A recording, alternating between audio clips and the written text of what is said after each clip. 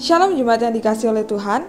Firman Tuhan pada hari ini terambil di dalam 1 Korintus pasalnya yang ke-15 ayatnya yang ke-10.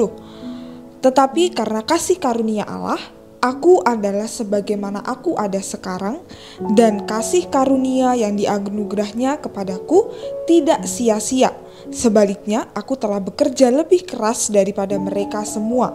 Tetapi bukannya aku, melainkan kasih karunia Allah yang menyertai aku.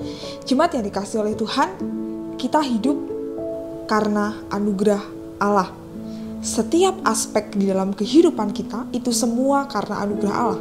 Bahkan kita bisa memilih Yesus sebagai Tuhan dan Juru Selamat kita, itu semua karena anugerah yang Allah berikan kepada setiap kita.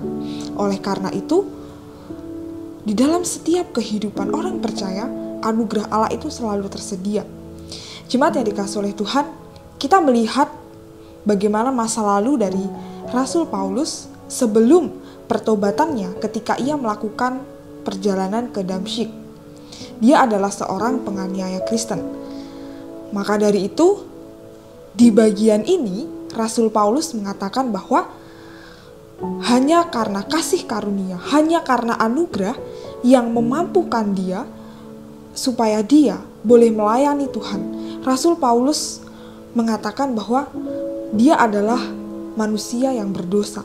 Bahkan dia mengatakan dia adalah orang yang paling hina dari semua rasul yang lainnya.